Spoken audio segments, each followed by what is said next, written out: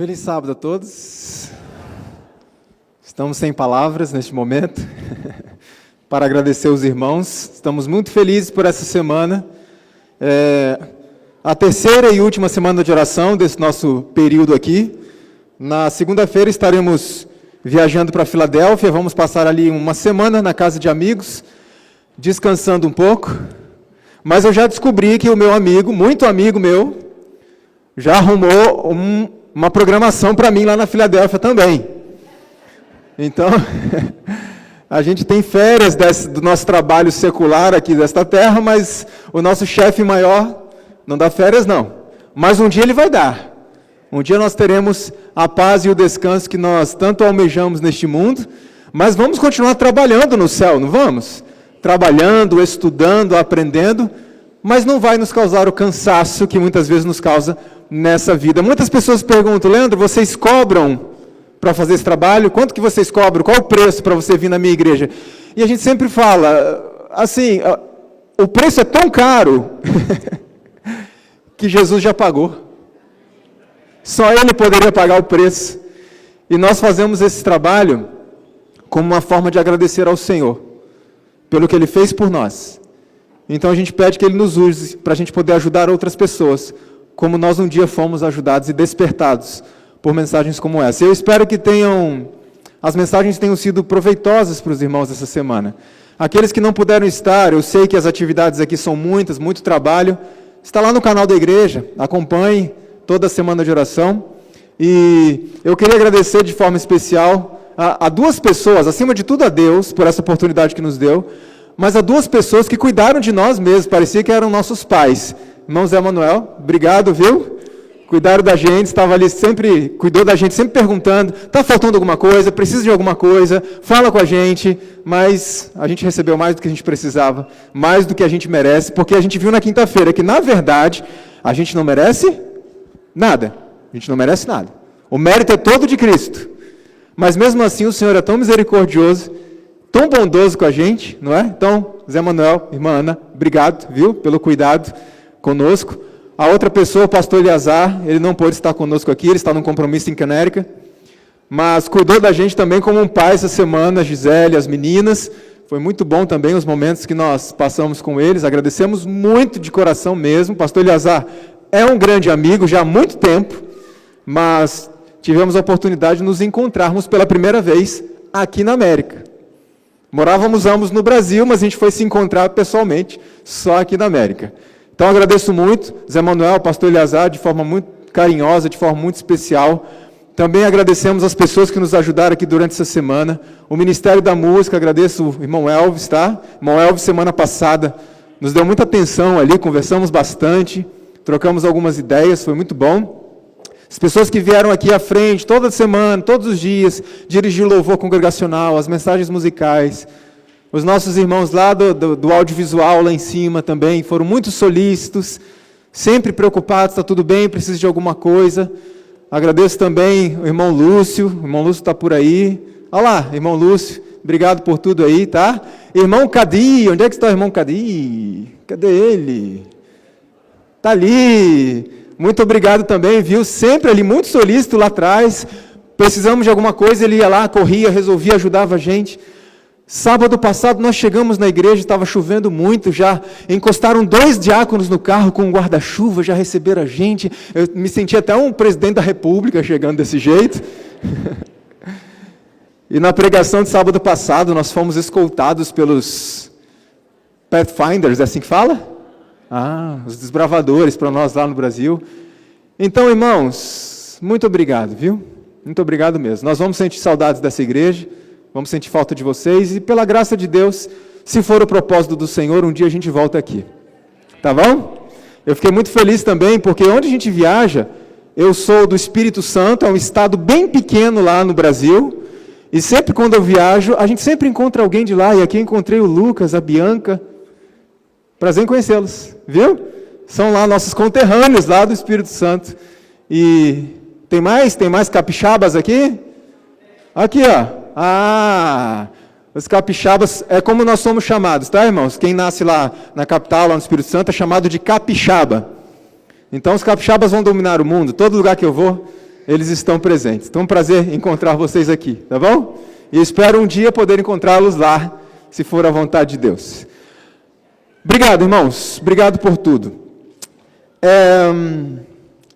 A mensagem de hoje, eu falei para vocês, durante toda essa semana, que era a mensagem que exigia mais o que de nós?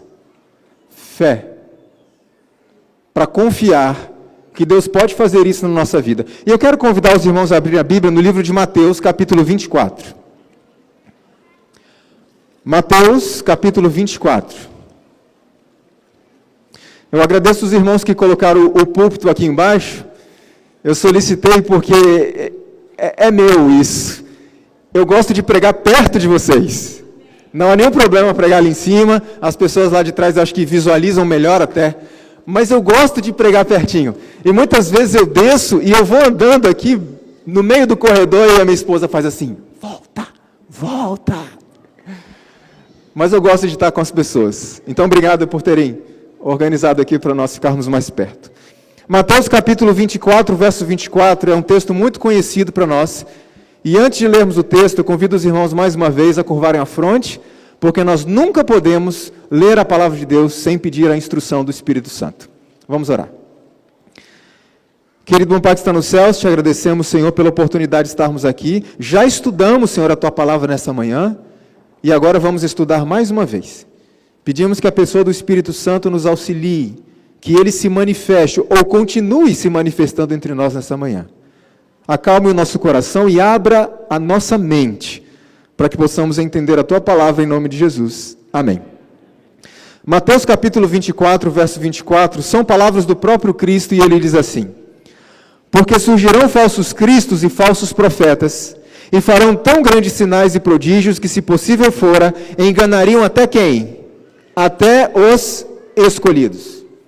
Jesus estava dizendo que no fim dos tempos surgiriam falsos cristos, falsos profetas, pessoas que surgiriam dizendo, eu sou o Cristo, eu voltei. Deixa eu mostrar alguns personagens para vocês aqui.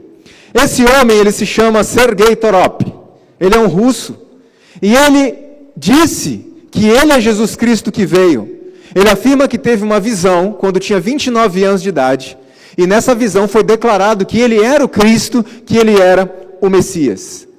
Esse outro personagem, chamado Wayne Benz, um americano. Ele se declarou o Messias por volta do ano 2000.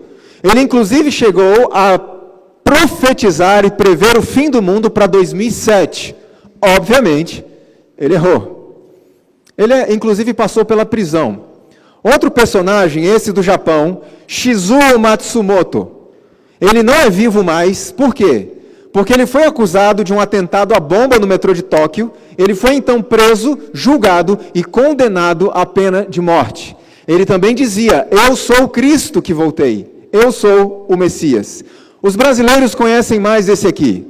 O nome dele é Álvaro Tais, mais conhecido como Henri Cristo. E ele diz constantemente, eu sou Jesus Cristo, eu voltei. Ele também passou pela prisão algumas vezes e foi expulso de alguns países onde ele causou muitos problemas. Irmãos, quando Cristo estava falando a respeito de falsos cristos que viriam, era disso que ele estava falando? Era disso? Não. Será que isso aqui engana alguém? Na verdade, engana algumas pessoas, né? Algumas pessoas seguem. Mas, em geral, não engana ninguém. Cristo falou de falsos profetas, falsos cristos, que fariam grandes o quê? Sinais, milagres, tão bem feitos, uma pregação tão quase perfeita, que quase engana quem? Quase engana os próprios escolhidos de Deus. Então veja que não é algo que uma criança consegue identificar como sendo um engano. É algo muito bem feito, muito bem elaborado, que quase engana os próprios eleitos de Deus. Então nós precisamos estar atentos a esses falsos cristos. E eu pergunto, qual é o maior falso Cristo que irá se manifestar nessa terra? Satanás. Foi-nos revelado que Satanás irá personificar Cristo. Ele vai fingir que é Cristo que veio, e ele vai falar com uma voz doce, repetir as palavras de Cristo, vai fazer muitos milagres, e ele aparecerá com uma glória que nunca foi presenciada por um ser humano nessa terra. será que ele vai enganar a mim e a você? Algumas pessoas dizem assim, olha, eu já sei como eu vou saber se é Cristo ou não. A Bíblia diz que nós encontraremos o Senhor aonde? Nos ares. Então, se colocar os pés na terra, já sei, não é Cristo. A Bíblia diz que todo olho o verá. Satanás não vai ser visto por todo olho ao mesmo tempo. Então, já sei que não é Cristo. Pronto, resolveu o meu problema. Resolveu mesmo? Irmãos, pensem comigo, eu falei um pouco sobre isso durante essa semana. Quando nós estamos diante de uma televisão, de um computador, assistindo um filme ou um conteúdo qualquer, a gente sabe quando o filme é diabólico? Sabe ou não sabe? Sabe. Mas a gente não tem força para fazer o quê? Para parar de assistir. É assim ou não é? Que as coisas acontecem muitas vezes. Ou seja, a gente sabe que é o inimigo, mas não tem força para resistir àquilo. O mesmo se dará quando Satanás aparecer fingindo ser Cristo. Muitas pessoas o seguirão sabendo que não é Cristo. O problema é que essas pessoas não terão o quê? Força para resistir àquilo. Então nós precisamos buscar o poder e a força em Cristo Jesus, para quando o falso Cristo vier, nós permanecermos firmes, porque nós teremos o mundo inteiro contra nós. E se alguém não suporta a vida cristã, porque no trabalho se sente perseguido, nos estudos se sente perseguido, na faculdade, na graduação, porque a família persegue, porque vizinhos perseguem, eu pergunto, essa pessoa vai suportar quando toda a humanidade estiver contra nós? Então temos que estar atentos, porque não é só conhecimento que precisamos, nós precisamos de poder. E o poder só pode ser liberado de uma forma: convivência diária com Cristo. Irmãos, não deixem a prosperidade desta nação, os Estados Unidos da América, cegarem vocês e tirarem todo o tempo e as energias que vocês têm, de forma que não sobre nada para Cristo. Porque tudo que vocês conquistarem nesta nação, neste país, nesta vida, tudo ficará aqui, com exceção de uma coisa: o caráter. Então invista no caráter. Não é pecado investir numa boa casa, num bom carro, numa vida tranquila. Não é pecado, desde que a gente não se esqueça de, em primeiro lugar, investir na vida eterna. Falsos cristos estão aparecendo. E eu faço uma pergunta importante: será que Satanás ele deseja acabar com o cristianismo? Destruir o cristianismo? Erradicar o cristianismo da face da terra? Não, ele nunca quis fazer uma coisa dessas. Seria ingenuidade dele, sabe por quê? Porque Satanás aparecerá fingindo que é quem? Cristo. E se não houver cristianismo, quem vai recebê-lo? Ninguém. Então Satanás não quer acabar com o cristianismo. O que ele quer é corromper o cristianismo, porque um falso Cristo, para ser recebido, precisa que existam falsos cristãos. Faz sentido? Falsos cristãos. Então Satanás não quer destruir, ele quer corromper o cristianismo. Irmãos, existem muitos falsos cristãos por aí. Concordam comigo? Sim ou não? Sim. E um deles pode ser quem? A primeira resposta geralmente é mais veemente. Existe muito falso cristão e muito falso adventista hoje. Existe ou não existe? Sim, existe. E um deles pode ser quem? Pode ser eu. Mas essa é a proposta. Olha o que o apóstolo Paulo falou aos Coríntios. Segunda carta de Paulo aos Coríntios, no capítulo 13. Preste atenção, diante dessa realidade que Cristo diz que surgirão falsos cristos, falsos profetas, haverão falsos cristãos, o apóstolo Paulo dá um conselho muito importante para nós. 2 Coríntios capítulo 13, verso 5.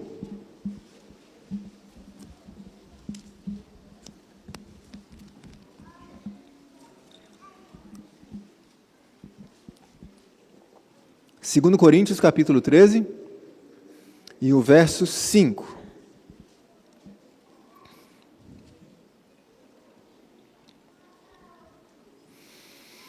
O agradável som das páginas da Bíblia É muito bom ouvir isso. 2 Coríntios 13, 5. Preste bastante atenção no que eu vou ler aqui. Olha o que Paulo fala. Examinai os vossos irmãos para ver se eles permanecem na fé. Provai os vossos irmãos. Está errada a minha versão aqui? O que o apóstolo Paulo diz? Examinai-vos a vós mesmos. Se permaneceis na fé, provai-vos a vós mesmos. Então Paulo nos convida a examinar o nosso próprio coração, e eu quero fazer um acordo com os irmãos aqui. Na mensagem dessa manhã, na verdade não só na mensagem dessa manhã, mas em todas as mensagens, o acordo que nós vamos fazer é: ninguém vai pensar no outro. Combinado? Nós vamos examinar a nós mesmos. E, irmãos, eu não estou falando em relação àquelas pessoas que pensam assim. Por exemplo, eu tenho um irmão mais velho do que eu, e ele não está na igreja já há muitos anos. Então eu ouço algumas mensagens e eu penso assim, eu gostaria tanto que o meu irmão estivesse aqui, seria tão bom para ele. Não é disso que eu estou falando, ok? Eu estou falando que nós vamos controlar hoje a nossa tendência de pensar assim: ah, a mensagem é muito boa, aquele irmão tinha que estar aqui, a mensagem é para ele, sabe? Não, a mensagem é para quem? Para nós, para mim, né? Especificamente. A gente distribui o problema. Não, para mim. Então nós vamos examinar a nós mesmos, porque há muitos falsos cristãos por aí, um deles pode ser eu, e eu nem estar percebendo isso. Agora, para eu examinar a mim mesmo, eu preciso de um padrão de comparação, não é? Como é que eu estou? Então eu preciso me comparar com algo ou alguém para ver como eu estou. Geralmente, a gente usa quem como padrão de comparação para testar o nosso cristianismo? A gente usa o outro, o irmão. E aí, como eu disse nessa semana, a gente muitas vezes escolhe aqueles que estão mais fracos do que nós na fé. É assim ou não é? Porque se eu escolher olhar para uma pessoa que está mais fraca, eu vou me sentir mais forte. Então a gente começa a olhar para aqueles que estão frios na fé. E quando eu olho para aquele que está frio na fé, o morno fica parecendo o quê? Que está bom, que está quente. Então esse padrão de comparação, olharmos uns para os outros, é um padrão muito arriscado, é um padrão falho. Só existe um padrão perfeito, qual é? Jesus Cristo. E quando a gente olha para Jesus Cristo, o que acontece com o nosso cristianismo? A gente percebe que tem muito a caminhar ainda na vida e na experiência cristã. Alguns então olham para o próprio cristianismo e dizem assim: eu vou à igreja, eu sou batizado, eu tenho um cargo na igreja, devolvo meu dízimo, eu dou estudos bíblicos, levei muitas pessoas ao batismo, faço obras de caridade, o que mais que eu preciso? É claro que eu sou um bom cristão. Irmãos, tudo isso que eu citei se manifesta na vida de um cristão verdadeiro? Sim ou não? Sim. Mas eu posso fazer todas essas coisas e não ser um cristão verdadeiro? Posso. Porque Cristo irá voltar e pessoas dirão a Ele: Senhor, em Teu nome eu fiz isso. E vão ouvir o que de Cristo? Não conheço vocês. Então veja, isso tudo é importante, se manifesta na vida do verdadeiro cristão. Mas não é isso que faz de uma pessoa cristã. E Jesus respondeu à seguinte pergunta: como se identifica um verdadeiro cristão? Para a gente poder se examinar. Jesus disse o seguinte, lá no Evangelho de Mateus, ele disse: por seus frutos os conhecereis. Jesus estava falando a respeito de falsos profetas, que você reconhece pelos frutos. Então, falsos profetas, falsos cristãos, são reconhecidos pelos seus frutos. Logo, verdadeiros cristãos e verdadeiros profetas são reconhecidos pelos seus frutos. Concorda comigo? Eu pergunto uma coisa: a que frutos Jesus se refere? Será que é uma transformação exterior? Será que o verdadeiro cristão experimenta uma mudança perceptível na sua maneira de se vestir, de se alimentar, o seu lazer, o seu estilo de vida, a forma de tratar as pessoas, seu palavreado? Será que por meio de frequência aos cultos, evangelismo, levar pessoas a Cristo, obras de caridade, será que o verdadeiro cristão também tem uma transformação exterior? Sim, mas em essência, estas coisas exteriores não fazem de uma pessoa um cristão. O cristão faz essas coisas, mas essas coisas não caracterizam necessariamente um cristão. Até ateus fazem obra de caridade. Fazem ou não fazem, irmãos? Então entenda, eu não estou falando contra essas obras. O cristão faz. Mas eu estou dizendo que essas obras em si mesmas não fazem de mim um cristão. Cristo foi muito mais profundo quando ele disse: pelos seus frutos conhecereis. De que frutos ele estava falando? E agora, irmãos, agora que começa o momento que a gente vai ter que exercitar a fé e crer que Cristo pode fazer isso na nossa vida. Eu quero que você abra a Bíblia comigo em Gálatas capítulo 5. Agora nós vamos ver de que frutos Jesus estava falando essencialmente, que caracterizam um verdadeiro cristão, também um falso cristão. Gálatas capítulo 5 e o verso 22. Gálatas capítulo 5, verso 22.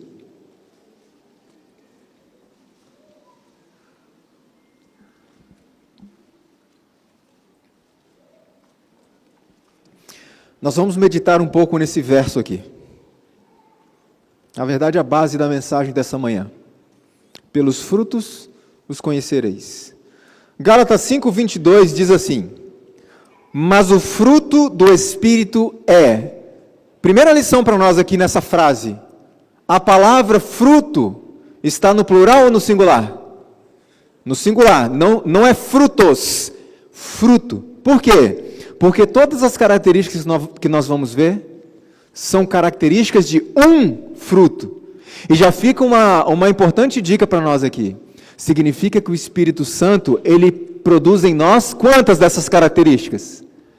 Todas ao mesmo tempo. Isso é uma boa notícia ou não é? Todas ao mesmo tempo. Mas o fruto do Espírito é. Qual é o primeiro fruto que aparece aí? Amor. Por que o amor aparece como o primeiro fruto? O apóstolo Paulo vai responder em outro texto, quando ele diz que o amor é a base de tudo. Eu posso fazer isso, isso, isso, isso. Se eu não tiver amor, não adianta nada. O amor é o que sustenta todo o resto. Se tudo que nós fizermos não for por amor, para Deus não tem nenhum valor. Então, vamos agora examinar a nós mesmos dentro dessa característica do fruto do Espírito, o amor. Eu tenho manifestado e demonstrado amor pelas pessoas? Tenho demonstrado amor pelo meu cônjuge, meu esposo, minha esposa? Tenho demonstrado amor pelos meus filhos? Tenho demonstrado amor pelos meus pais? Irmãos, eu fico preocupado muitas vezes, como jovens, nós manifestamos o amor por nossos pais só no dia dos pais e no dia das mães. E muitos podem se perguntar: como é que eu posso manifestar o meu amor pelos meus pais? Só tem um jeito. Porque dar um presentinho, dar um cartãozinho, isso é muito bonito, faz parte, mas só tem uma forma de manifestar o verdadeiro amor pelos pais. Qual é? Obedecendo. Obedecendo. Por isso o próprio Cristo disse: se vocês me amam, demonstrem o amor de vocês como? Guardando os meus mandamentos. A obediência é a manifestação de amor pelos nossos pais. Alguém pode dizer assim: Leandro, sim, eu tenho amado, manifestado amor por todas essas pessoas, pelos meus irmãos da igreja.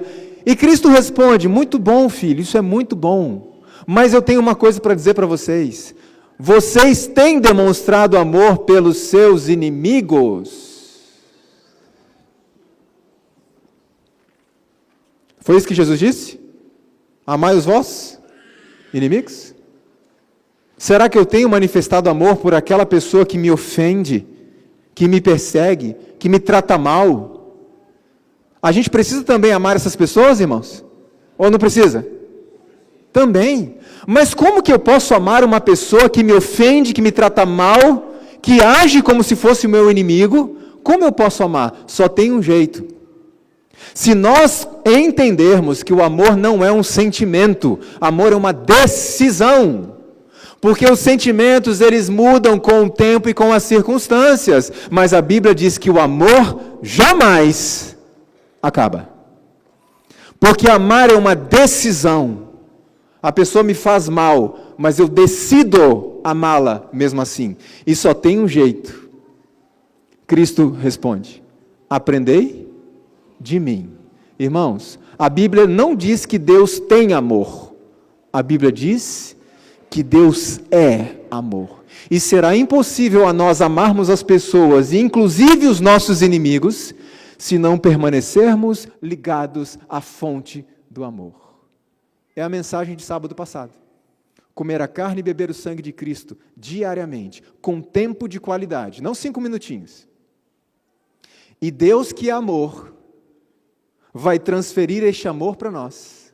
E nós seremos tão cheios do amor de Deus que Ele vai transbordar para os outros, inclusive para aqueles que nos odeiam. Irmãos, quando eu olho para a Bíblia, tenho muitos heróis aqui na Bíblia. Muitas pessoas que eu admiro e que eu estou ansioso para conhecer. E falta pouco para a gente conhecer essas pessoas. Um deles, depois de Cristo, o personagem que eu mais admiro na Bíblia, não é o apóstolo Paulo, mas é Moisés. Não pelas obras que Deus fez por meio dele, as obras sobrenaturais, não apenas por isso, mas principalmente pelo caráter, pelo temperamento que Moisés adquiriu pelo poder de Deus. Preste atenção numa coisa. Certa vez, Deus disse a Moisés assim: esse povo de Israel está totalmente corrompido, não dá mais, saia da minha frente, eu vou destruir esse povo e vou levantar uma outra nação por meio dos seus descendentes. Irmãos, eu pergunto uma coisa, se Deus fizesse essa proposta para você hoje, olha só, a igreja adventista está no estado deplorável, e lembre-se de uma coisa, a igreja não apostatou. Quem apostatou? Nós. Entendem a diferença? A igreja, os seus regulamentos, os seus princípios são exatamente os mesmos que sempre foram. Quem se afasta dos princípios sou eu, somos nós. Então, se Deus dissesse, olha, a igreja adventista se afastou dos princípios de Deus, não dá mais, vamos fazer o seguinte, eu vou destruir essa igreja, eu vou fechar essa igreja, e nós vamos começar uma nova igreja com você e seus descendentes. Qual seria a sua resposta a Deus? Antes de você responder, pensa no seguinte, o povo era muito bonzinho com Moisés? Olha o tipo de povo. O povo já quis matar Moisés, várias vezes matar Moisés a pedradas. Olha que tipo de povo Moisés estava liderando. Essa era a oportunidade da vida de Moisés para fazer o quê? Sim, Senhor, destrói esse povo. Olha o que eles fazem comigo. Destrói esse povo, vamos começar tudo de novo, porque eu sou fiel ao Senhor, eles não são. Destrói. O que você responderia a Deus?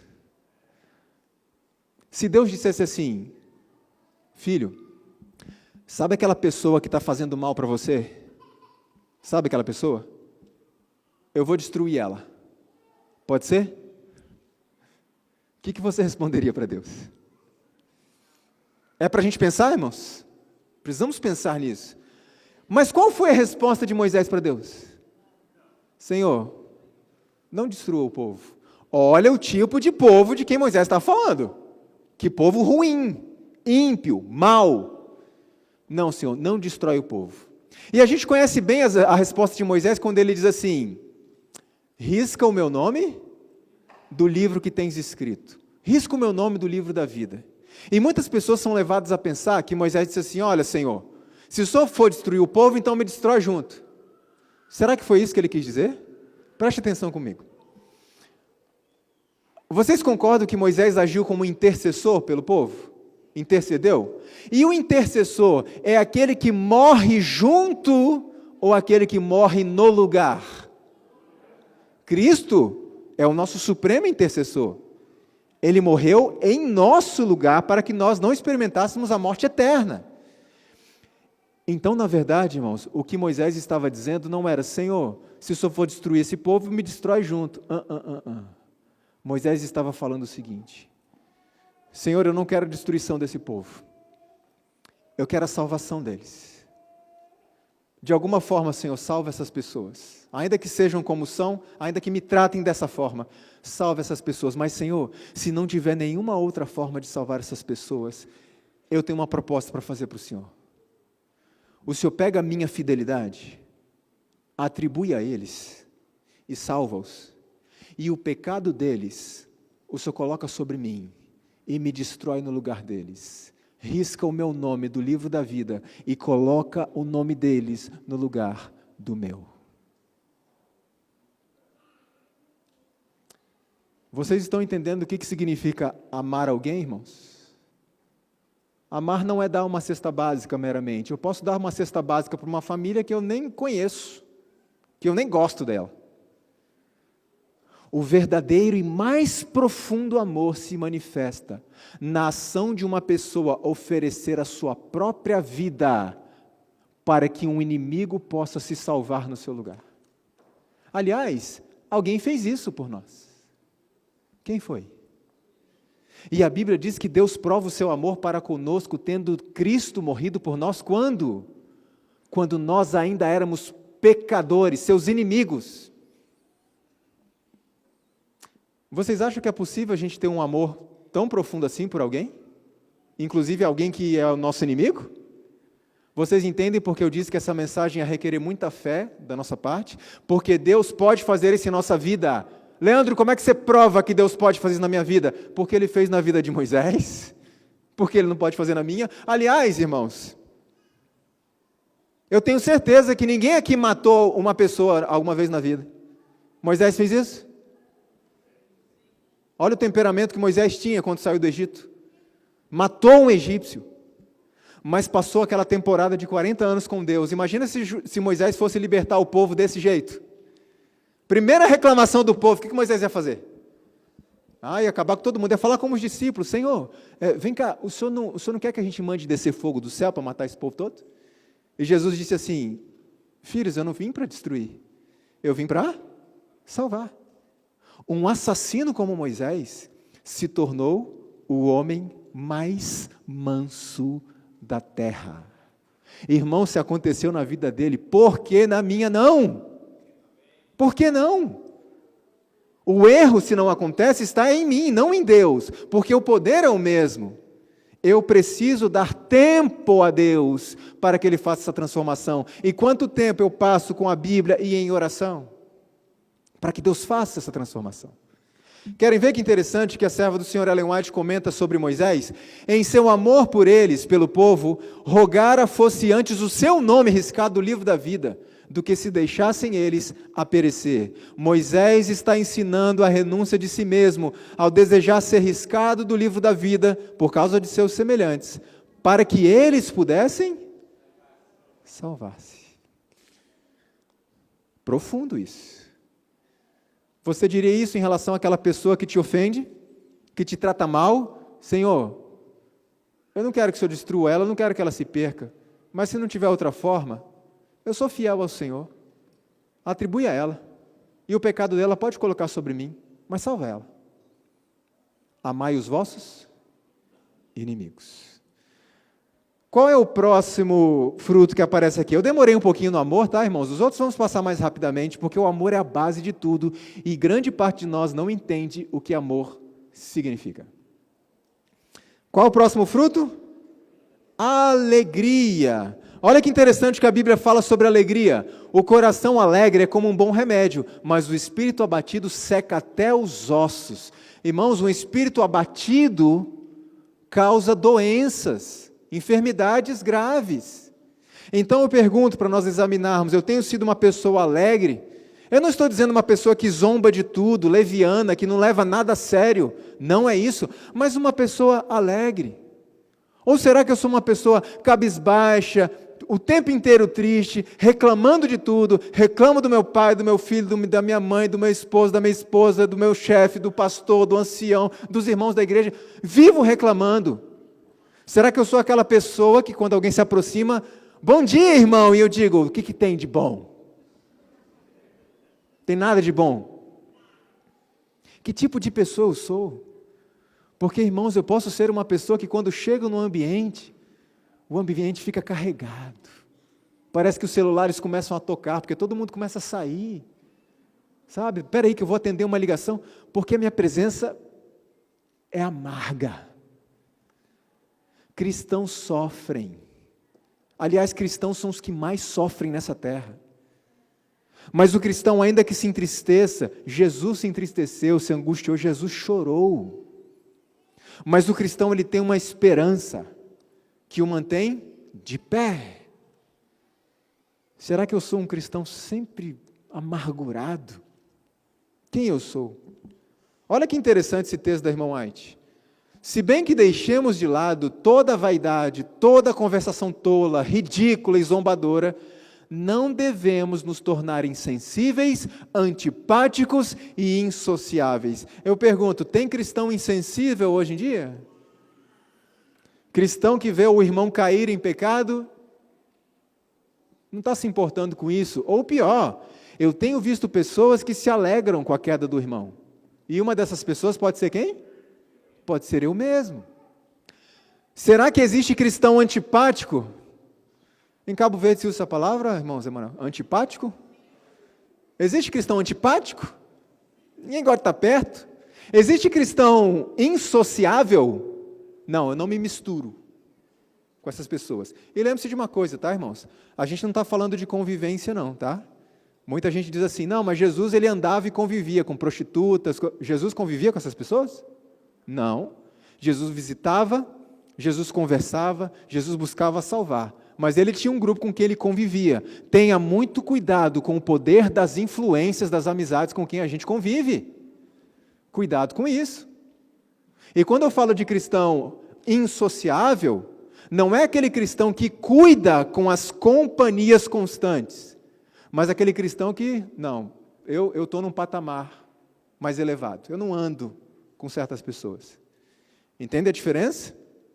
Cuidado com isso. Então Paulo também ele nos convida a lançar fora toda a amargura. Cristão se entristece, cristão se angustia, mas o poder de Deus sempre sustentará o cristão para que ele permaneça de pé e não passe uma vida inteira amargurado, amargo. Quem sou eu? Qual é o outro fruto aqui? Depois da alegria? Paz. Aliás, o mundo está precisando disso, né? Paz.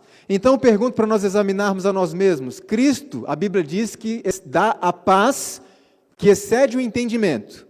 Porque a paz do mundo é a ausência de guerra, mas a paz de Cristo é uma paz em meio à guerra. É a paz de uma consciência tranquila com Deus. Pode cair o mundo, diz a música? Estou em paz. Estou em paz com Deus. E lembre-se, irmãos, que essa paz não é a paz de Jonas no fundo do barco, tá? Que a tempestade acontecendo, ele lá dormindo, sem se preocupar. Não é essa paz.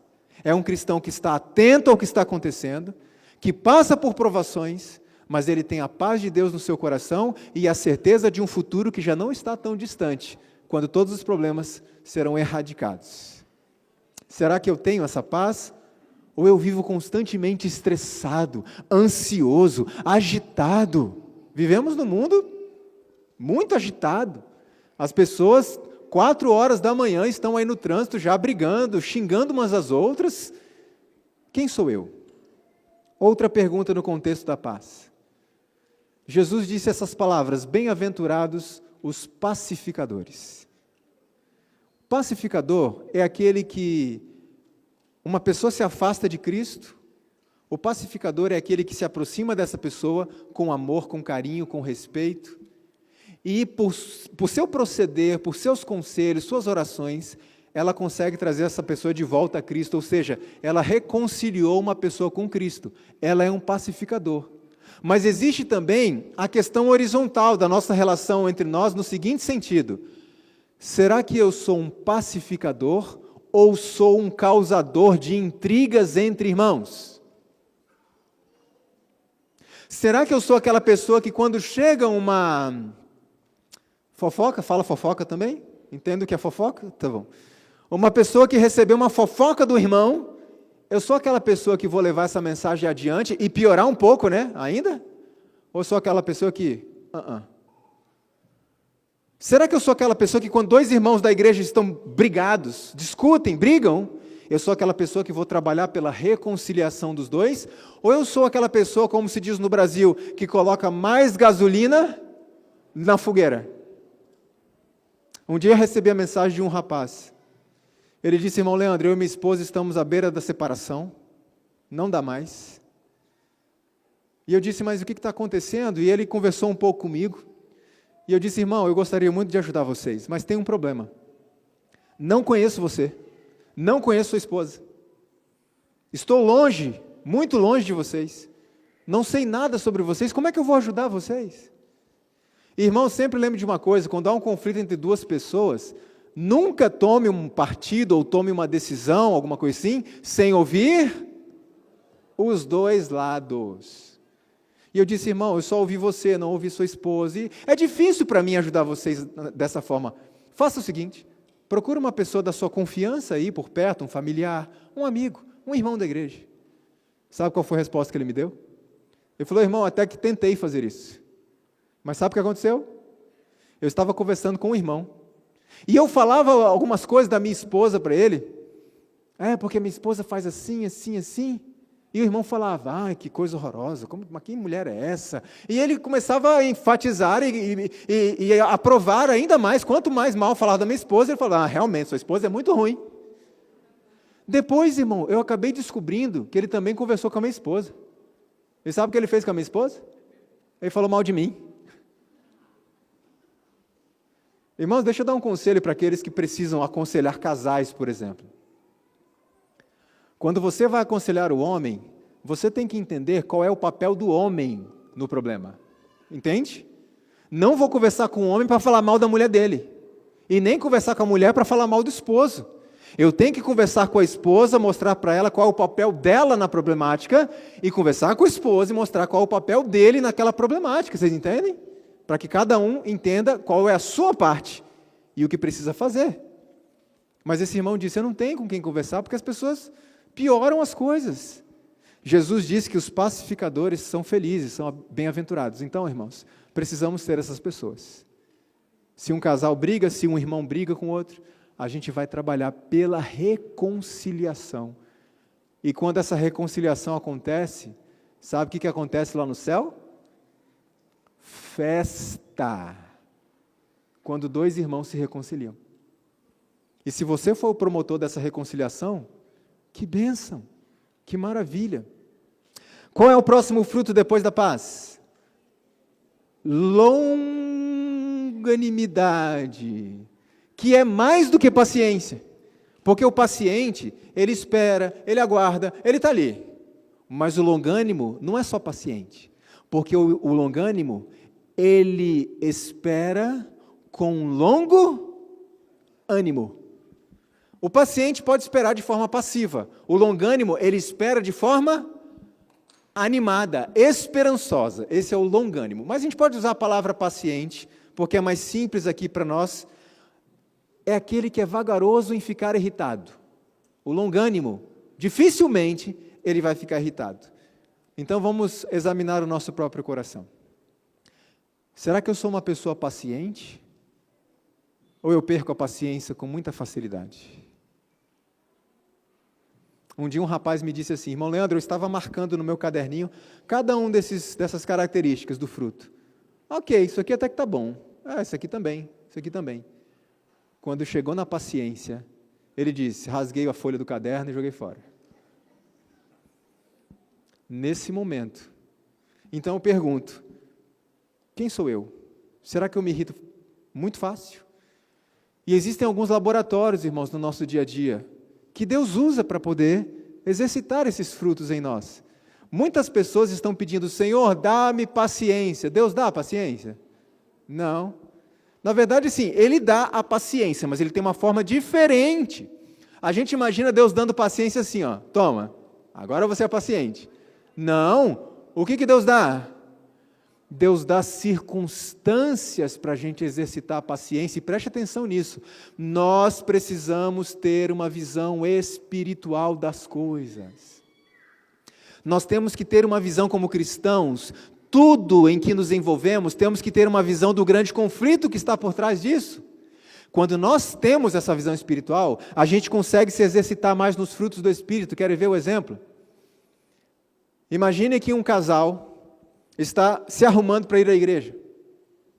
O rapaz, ele é um pregador, ele é um pastor, e ele vai pregar naquela igreja. De repente, ele fala uma coisa em casa, e a esposa não gostou do que ele disse. Naquele momento, qual o reflexo natural da esposa? Poderia ser o esposo também, vice-versa. Qual o reflexo natural? Não é responder? Mas aquela esposa, ela tem uma visão espiritual das coisas. E ela enxerga que há um grande conflito por trás daquele cenário. E ela pensa assim, espera aí. Eu e meu marido estamos indo para a igreja. E meu marido vai fazer o quê? Pregar. Se eu responder agora, a gente vai discutir, a gente vai brigar. E o que vai acontecer com a mente do meu esposo para ir pregar depois? Vai atrapalhar o trabalho dele. Então essa esposa fica em silêncio e depois, mais tarde, depois da pregação, ela faz o quê? Olha, precisamos conversar. Vocês entendem o que é uma visão espiritual? Nós temos que enxergar oportunidades que Deus está dando para nós. Por exemplo, você está no trânsito dirigindo, alguém vem te dar uma fechada de repente. O que você faz? Dá vontade de apertar a buzina com toda a veemência? Mas quando nós vivemos com uma visão espiritual do grande conflito, a gente olha para essa circunstância como uma oportunidade que Deus está dando para a gente exercitar a paciência. Vocês estão entendendo o conceito? Irmãos, nós temos que aprender de Cristo, exercitar a paciência, principalmente quando uma pessoa nos trata mal. A mansidão é difícil. Pense numa comissão de igreja. Né, irmãos Emanuel? Comissão de igreja, a gente trata de assuntos muitas vezes delicados, e há momentos em que alguém discorda de mim, e isso é absolutamente normal, irmãos. Mas vivemos numa sociedade hoje que parece que discordar ofende as pessoas. Será que eu tenho sido essa pessoa paciente? Quando nós aprendemos a viver com essa visão espiritual, sabe como é que a gente vai agir quando alguém nos ofender? Quando alguém nos tratar mal? Jesus disse que ia para Jerusalém. Lá ele seria preso e seria morto. E Pedro disse assim, não, Senhor, não, tenha dó de ti mesmo, isso não vai te acontecer. Qual foi a resposta de Jesus? Afaste-se de mim, Satanás, porque você me serve de tropeço. Pergunta, para quem Jesus falou essas palavras? Foi para Pedro? Olha a visão espiritual de Cristo.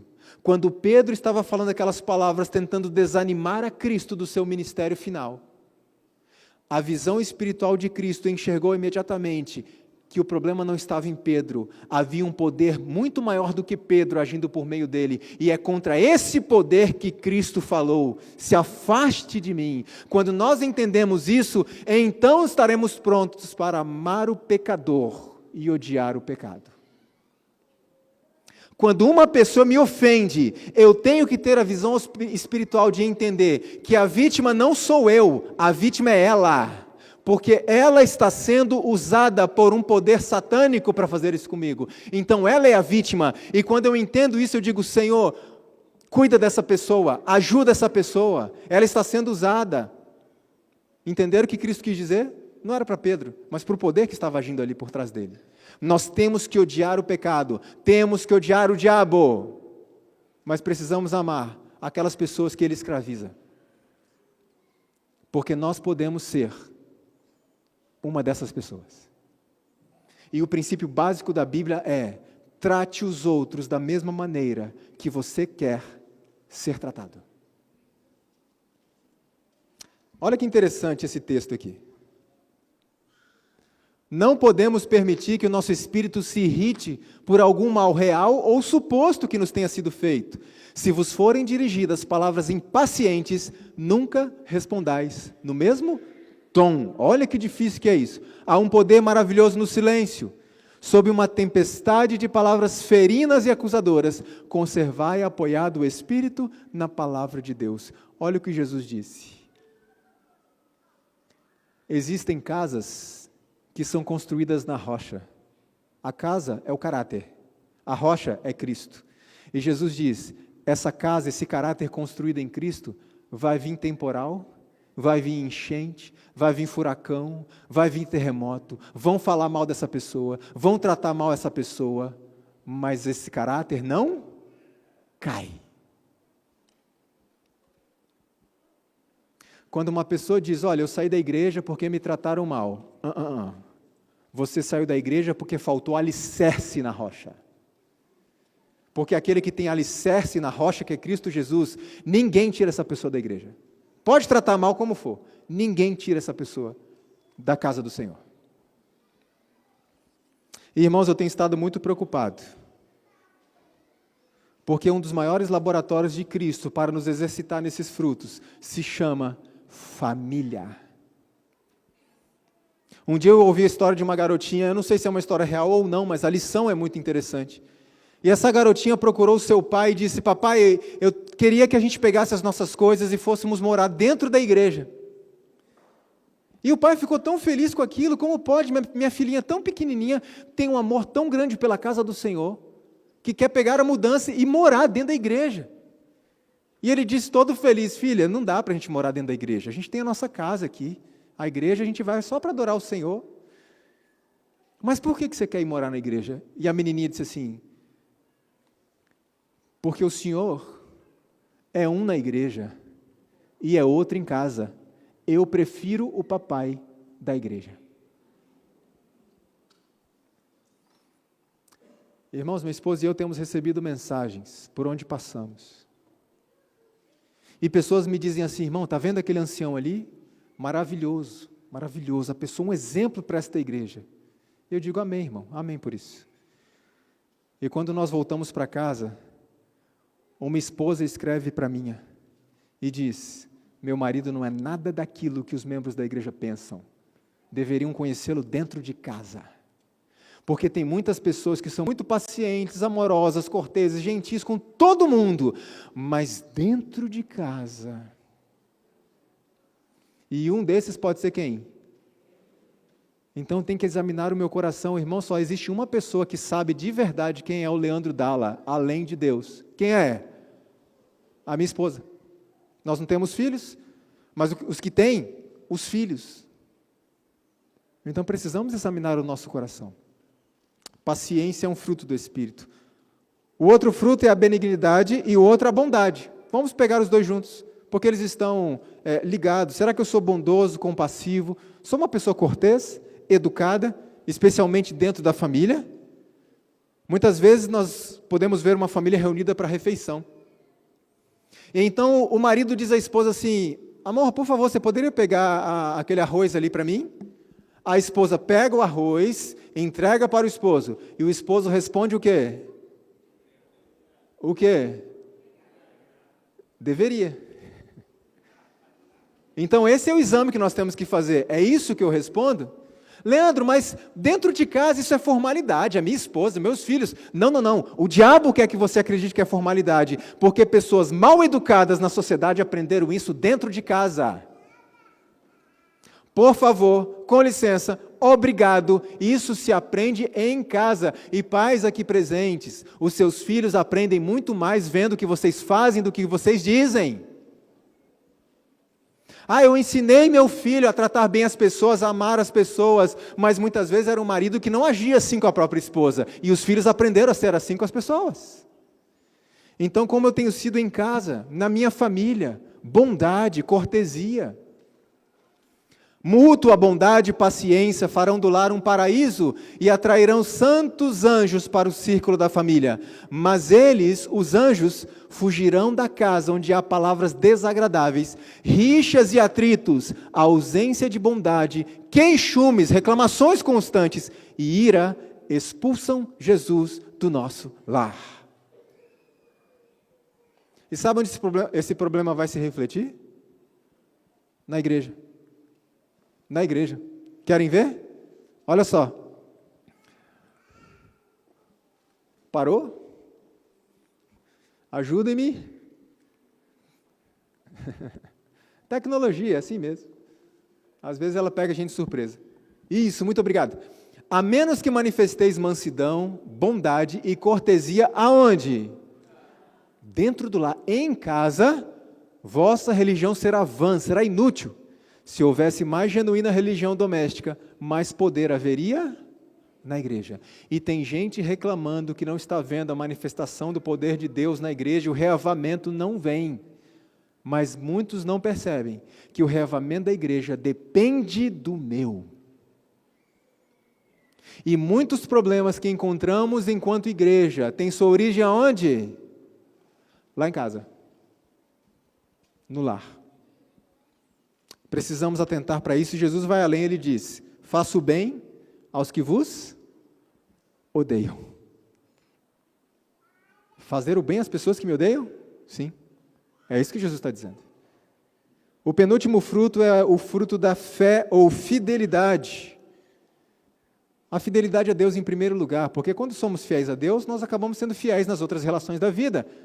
Mas e a nossa fidelidade uns aos outros, irmãos? Como é que está? Será que eu sou fiel ao meu cônjuge? Eu sou, Leandro. Eu nunca traí a minha esposa, nunca cometi adultério. Muito bem. Mas quando você vê uma menina bonita na rua, você fica olhando para ela? Ou você desvia os seus olhos? Ou isso não tem a ver com fidelidade? Uma mulher pode dizer, não, eu nunca traí meu marido, jamais faria isso. Mas eu pergunto, quando aquele colega do trabalho, bonito, simpático, que te trata tão bem como seu marido nunca te tratou, começa com conversas, elogios, você para com aquilo? Ou você se alimenta daquilo? Ou isso não tem nada a ver com fidelidade? Irmãos, quando um irmão vem nos procurar e contar um segredo, irmão, estou com esse problema, você pode me ajudar? Eu guardo o segredo dele? Ou eu saio contando para os outros, olha, eu vou contar para você, mas porque você é meu amigo, tá? E a gente esquece que esse amigo tem o quê? Tem outro amigo, que ele vai falar, olha, eu estou contando só para você, porque você é meu amigo. Irmãos, essa problemática que tratamos sábado passado sobre o mal da pornografia, muitas pessoas me dizem, olha, eu não tenho ninguém com quem eu possa conversar. Eu digo, por que não? Porque eu não confio nas pessoas. Que triste. Que triste. Será que eu sou fiel nos meus contratos comerciais? Lá no Brasil existe um lugar que é muito amado, chamado Brasília. Muito amado, né? O lugar onde estão os nossos políticos, nossos governantes. E muitas pessoas se queixam de Brasília e dos políticos que roubam o povo. Mas vocês sabiam que muitas vezes eu posso me corromper mais do que eles? Porque essas pessoas se corrompem por milhões de dólares. Eu posso me corromper por um troco de 10 centavos. Posso ou não? Então me torno pior do que eles. Me corromper por coisas pequenas. Será que eu sou fiel à empresa onde eu trabalho? Assíduo, pontual? Faço o meu trabalho como eu devo fazer? Isso também é fidelidade. Depois vem o fruto da mansidão, já tratamos sobre isso na bondade, benignidade. Mansidão também envolve formas discretas de ser, sem viver uma vida de ostentação, ficar ostentando, eu sou um bom cristão, eu tenho isso, eu tenho aquilo. Não, uma vida tranquila, uma vida mansa. E o último fruto, qual que é? Algumas versões dizem temperança e outras dizem domínio próprio. Eu gosto de uma outra palavra, chamada autocontrole. Será que eu sou uma pessoa que tem um autocontrole? Ou eu sou movido pelos meus sentimentos? Eu faço mesmo. Eu falo mesmo. Fez isso comigo, eu devolvo. Não, isso não é autocontrole. Isso não é domínio próprio. Você, na verdade, está sendo dominado pelos seus sentimentos. Você é um escravo dos sentimentos. Será que eu tenho domínio próprio? Querem ver um exemplo? Acho que nós falamos sobre isso sábado à tarde, mas muitos não estavam aqui. Imagina que eu estou tendo uma conversa com Elvis ali. A gente está conversando, a gente discorda num ponto e a conversa começa a ir para um caminho perigoso, eu estou meio nervoso, ele também está um pouco nervoso. De repente, o Elvis dá um tapa no meu rosto, com toda a força. Qual é a minha reação instantânea como pecador? Não é devolver? Uma moça disse assim um dia, devolvo 2 se fizer isso comigo. É a nossa reação instantânea. Eu pergunto uma coisa para vocês. Imagina que nesse momento eu não devolvi o tapa, eu respirei, fui embora para casa. Eu exerci domínio próprio? Sim ou não? Depende. Que tipo de domínio próprio? Eu exerci um domínio próprio parcial se... Olha só, evitar bater no Elvis já é um esforço, né? Já é uma vitória. Mas se eu voltei para casa assim, Elvis miserável. Mas que raiva daquele menino. Eu devia ter batido nele, sim, mas eu sou um cristão. Então eu respirei e me controlei. Eu pergunto, isso é domínio próprio? Sabe por quê? Porque a Bíblia diz que se eu odeio o meu irmão e alimento esse sentimento contra ele, eu o assassinei. Não foi só bater. Então aquilo que eu penso, se o meu pensamento é aquele desejo de bater no Elvis, para o tribunal de Deus, eu fiz aquilo. O que é o domínio próprio como fruto do Espírito? Agora vem a fé. Muita fé. Eu não devolvo o tapa que o Elvis me deu. E eu vou para casa sem sentir a mínima vontade de fazer isso.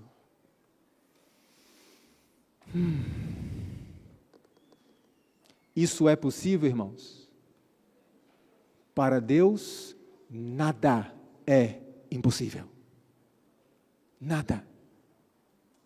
Porque Deus não quer trabalhar nos nossos atos apenas. Ele não quer me transformar de tal forma que eu não agrida uma pessoa. Ele quer me transformar de tal forma que eu não tenha vontade de fazer isso com ninguém. Jesus foi crucificado, Estevão foi apedrejado até a morte. Em qual momento eles tiveram vontade de jogar a pedra de volta? Por isso Estevão viu o céu aberto e disse: Senhor, não coloque esse pecado sobre eles não. Perdoa essas pessoas, salva essas pessoas. Isso é domínio próprio. Não sou dominado pelo que os outros fazem comigo. Eu sou dominado pelo Espírito Santo. Eu não estou dizendo de mim não, tá, irmãos? Eu estou usando uma frase que deve ser a nossa. Porque essa batalha de vocês é a mesma minha. Será que isso pode acontecer na minha vida? Quando as pessoas, irmãos, professam ser cristãs, mas o seu temperamento não muda, elas não são cristãs. O falso cristão se identifica justamente pela ausência do quê? Dos frutos do Espírito. E eu não estou dizendo que isso é fácil, porque Jesus, quando fala de frutos, ele usa essa analogia, né? Fruto. E aqueles que já plantaram alguma coisa sabem. Você vai na terra, abre ali, coloca uma semente, vai embora, e no outro dia você volta para colher. É assim? Não. O fruto precisa ser o quê? Para dar fruto. Regado, cuidado, podado muitas vezes. E Deus faz isso conosco, Ele nos poda, para então produzir fruto. Ou seja, produção dos frutos do Espírito, ou dessas características, é um trabalho de quanto tempo? De uma vida inteira. Em algum momento eu vou tropeçar nesse caminho? Em um momento eu tive um momento de impaciência, mas eu percebo, eu levanto e digo: Senhor, me perdoa, eu vou começar de novo. Não é dessas pessoas que eu estou falando, que estão lutando, que estão buscando, que olham para trás, ainda que tropecem hoje, olham para trás e digam: olha, graças ao Senhor, eu já progredi um pouco nisso daqui. E vou buscar mais, e vou buscar mais. Eu era uma pessoa muito impaciente, muito violenta. Hoje eu já sou uma pessoa mais calma, e louvado seja o Senhor, e eu vou buscar mais. Não é disso que eu estou falando. Eu estou falando de pessoas que estão na igreja há 10, 20, 30, 50 anos, e o temperamento não muda nada. Será que estão no caminho da santificação? Não. Porque pelos frutos nós conheceremos. Examine cada um a si mesmo. E se diante do meu autoexame eu descobrir que eu tenho um temperamento difícil ainda, o que eu faço? Hoje tem muita gente usando a cultura como desculpa.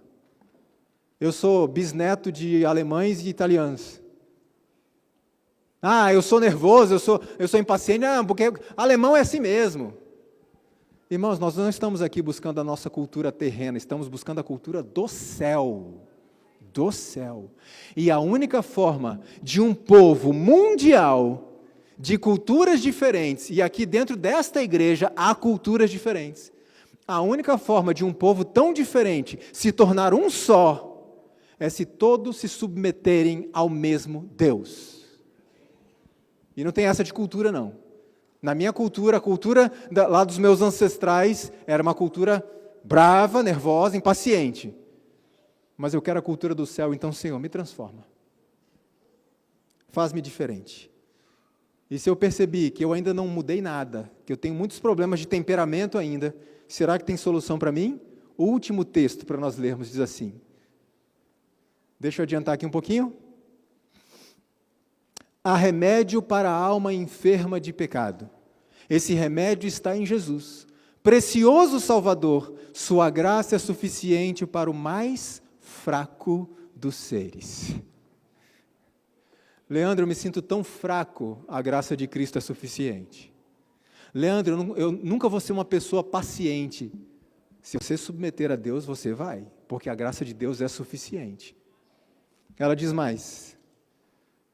Diz-vos Satanás que não é possível desfrutar plena e abundante salvação? Satanás está dizendo, você é uma pessoa paciente, bondosa, mansa, amar o inimigo, você nunca, jamais vai acontecer na sua vida. Se Satanás te disser isso, não acredite nele. Vi que é privilégio de todo cristão fruir as profundas atuações do Espírito de Deus. E esse é o resultado das profundas atuações do Espírito de Deus. Você e eu podemos, pelo Espírito Santo, ter e desenvolver todos os frutos do Espírito ao mesmo tempo. E então o mundo verá um povo diferente, completamente diferente do que se vê nessa sociedade. Entenderam porque eu disse que ia precisar de muita fé hoje, irmãos? Não saia daqui duvidando em nome de Jesus, porque o Espírito Santo vai atuar na proporção daquilo que você acredita que Ele pode fazer. E se você sair daqui pensando, não, na minha vida isso nunca vai acontecer, nunca serei uma pessoa assim, nunca, o Espírito não pode fazer nada por você. Saia daqui dizendo, Senhor, eu não sou isso, eu não sou o que o Senhor quer que eu seja, mas pelo poder do Teu Espírito eu serei.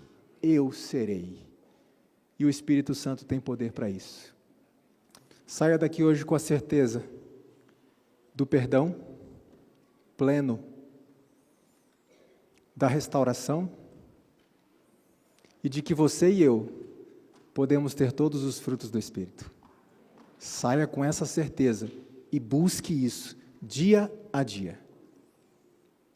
E se a gente não se encontrar de novo nessa terra, temos um encontro marcado, debaixo da árvore da vida. Falta pouco, não perca isso por nada desse mundo. Se não nos vermos aqui, nos vemos lá. Louvado seja o Senhor. Eu queria convidar os irmãos a se colocarem de joelhos comigo nesse momento, para nós concluirmos com uma oração.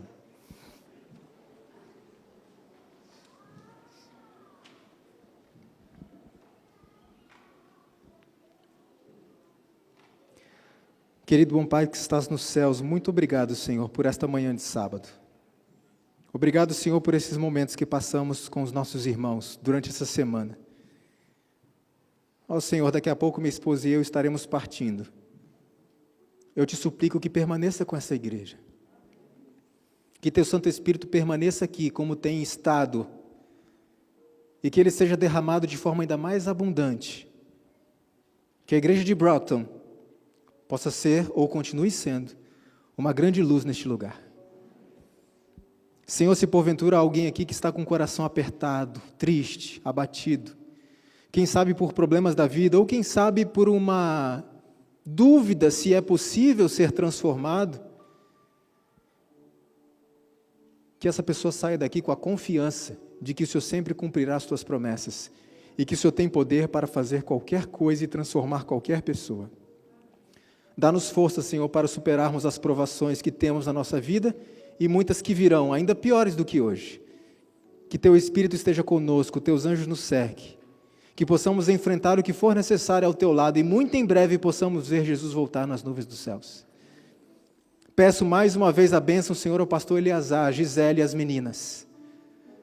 Unge-o mais uma vez, Senhor, com o poder do alto, com o Teu Santo Espírito, para que como líder deste povo, ele possa conduzir este rebanho até a Canaã celestial, continuando o trabalho que o pastor Marcos vinha fazendo. E que muito em breve, se não nos revermos aqui, que minha esposa e eu tenhamos a alegria de encontrar todos esses irmãos que estão aqui, todos, sem faltar nenhum, nas mansões celestiais. Leva-nos em paz para o nosso lar, dá-nos um bom restante de sábado na tua companhia. Pedimos e agradecemos em nome de Jesus. Amém.